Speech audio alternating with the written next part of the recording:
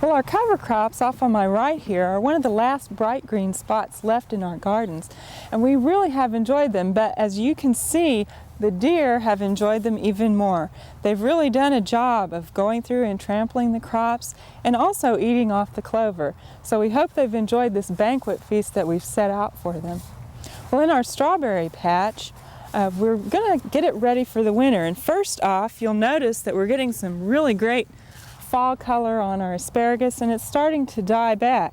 Now, your first inclination might be to go ahead and chop all this off at ground level, but you shouldn't do that. This is the same as with other perennials like mums. You want to leave all this cover on over the winter because it'll act as an insulation. It'll help trap snow and leaves and keep those crowns going through the winter. So wait until spring to cut all this off. Finally, we're going to get our strawberries ready to go through the winter, and I'm going to apply some pine needle mulch to those. Now, pine mulch works really well because it acts as a good insulator, and you're not likely to get a lot of weed seeds in it. Now, I'm going to put this on at 3 to 4 inches deep because any less than that, it's not going to do a very good job. And just spread this out over the strawberries. Now, if you don't have pine needles, you can also use hay or straw and mulch these berries. Now, the important thing to remember is to monitor this in the spring and not leave this on too late, because if you leave your mulch on when these start to grow in the spring, it'll trap moisture and disease organisms in, and you can actually kill out your strawberries. So be sure and take this off in time in the spring. So if you have strawberries, you might want to think about putting them to bed for the winter so that they'll wake up bright and fresh in the spring.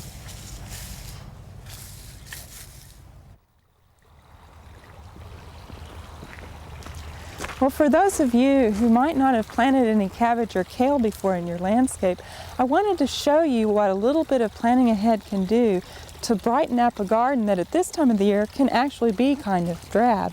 Well, remember a couple of months ago, Sue and I planted the cabbage, kale, and pansies here around the water garden, and I just want you to look at them now. These are purple cabbage, and they're absolutely beautiful. They've got that brilliant purple color in the middle, and they also come in other shades. We've got one back here that's more of a pink color, and then we've also got this wonderful kale. Now, this kale has this great texture on the leaves and also the nice bright purple centers, and we've got another variety of kale over here that has a thinner leaf, and it really looks lacy. We've also got the white cabbage that is really quite striking right now.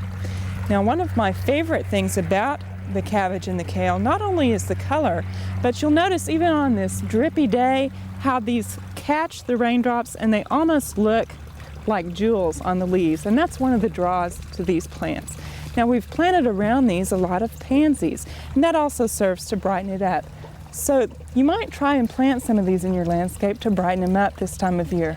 Well, believe it or not, we've got some other things blooming, and let's go over to the herb garden and look at those.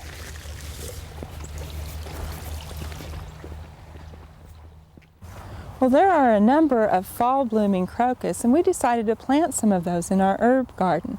Well, the reason that we planted them in our herb garden, we chose Crocus sativus, or the saffron crocus.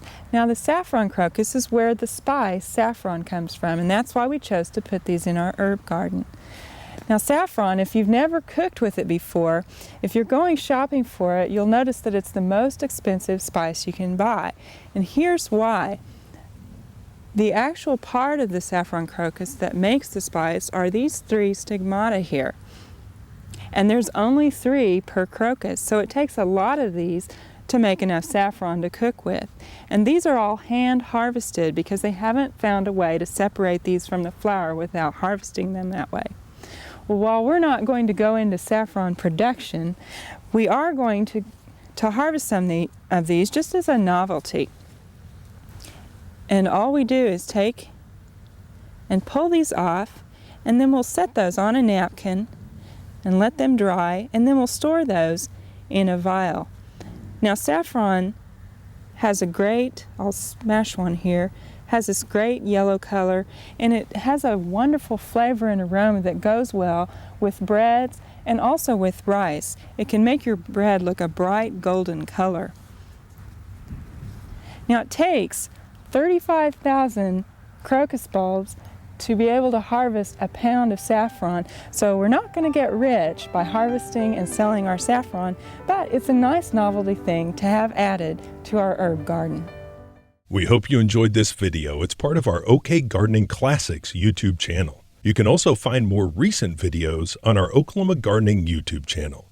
And join us on social media for great gardening tips, photos, and discussion.